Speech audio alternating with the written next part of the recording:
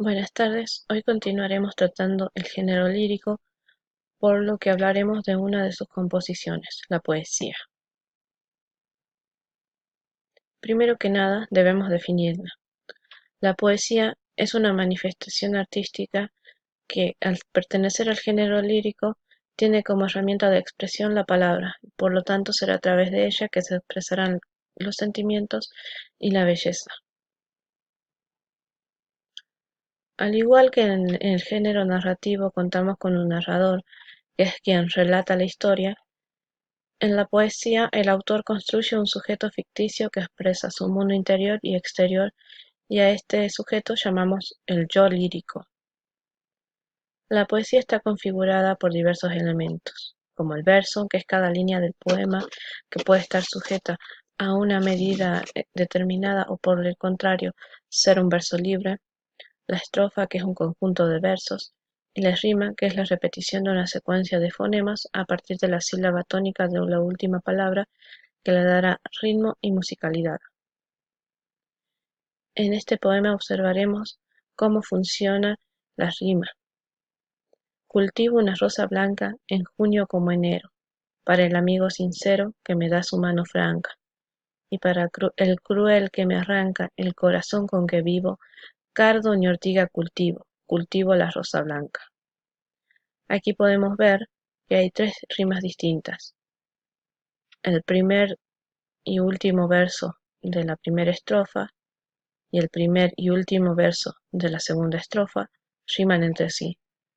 El segundo y tercer verso de la primera estrofa riman entre sí, y el segundo y tercer verso de la segunda estrofa riman también entre sí.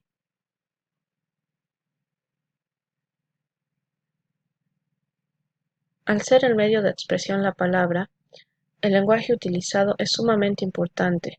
Se trata de un lenguaje figurativo o connotativo, en el que se jugará con los significados para dar mayor expresividad, elegancia, ritmo, belleza y musicalidad a lo que se quiere transmitir. Por esto, a diferencia del lenguaje literal o del lenguaje científico, las palabras irán adquiriendo significados distintos a los tradicionales. Para lograr esta expresividad se vale el lenguaje de recursos semánticos, fónicos, morfológicos y sintácticos que explicaremos a continuación.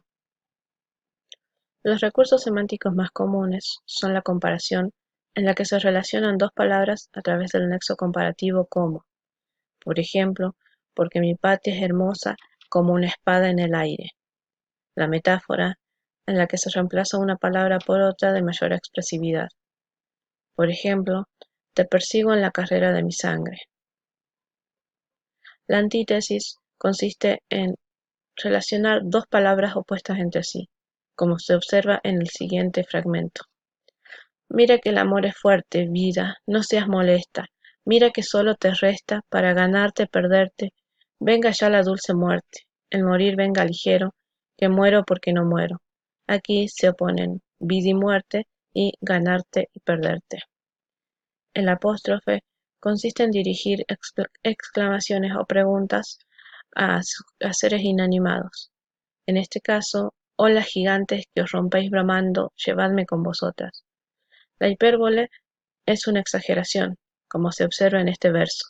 Por tu amor me duele el aire, el corazón y el sombrero.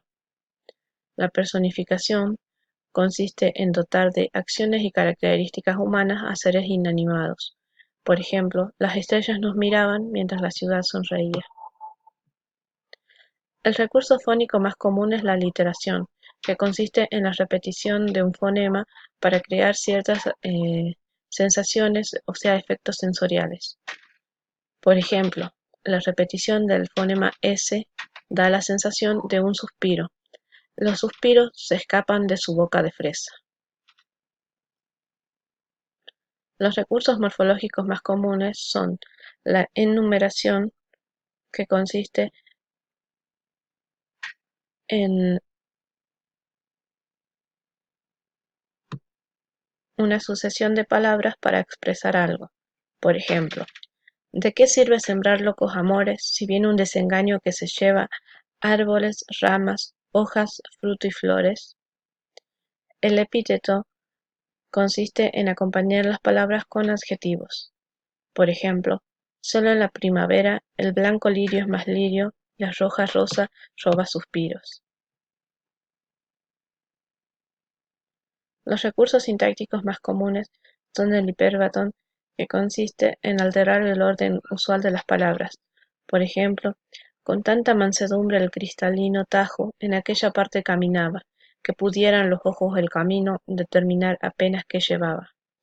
La anáfora consiste en colocar una palabra y repetirla a lo largo de todo del inicio de cada uno de los versos. Por ejemplo, temprano levantó la muerte el vuelo, temprano madrugó la madrugada, temprano está rodando por el suelo. El asíndeton consiste en suprimir los nexos que deberían relacionar las palabras. Por ejemplo, desmayarse, atreverse, estar furioso, áspero, tierno, liberal, esquivo, alentado, mortal, difunto, vivo, leal, traidor, cobarde y animoso. El polisíndeton es opuesto al asíndeton, ya que se realiza una unión innecesaria de las palabras a través del nexo. Por ejemplo, el tiempo lame y roe y pule y mancha y muerde. El paralelismo consiste en utilizar una misma estructura sintáctica, esto es, dar un mismo orden a los tipos de palabras.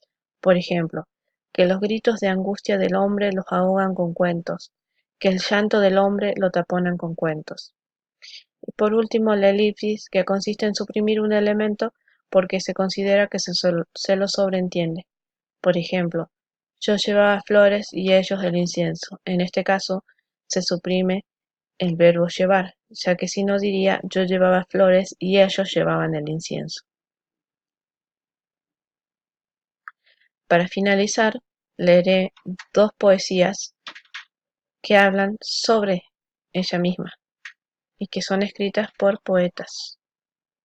Por lo tanto, reflejan la opinión que tienen estos sobre la poesía. La poesía une, erosiona, corroe y convence. La invocamos para que nos libere, para que se agrieten las penas y se abran las ganas. Su autor es Antonio Pastor Bustamante. Esta poesía inédita titulada La poesía dice: la poesía es la voz del amor, de los huesos y de la sangre, el canto del tiempo que fluye en el río mágico de la memoria, con primaveras que cubren los dolores del alma. No somos nada sin la ternura, sin la palabra que teje la vida, pasión, soledad, muerte y dulzura.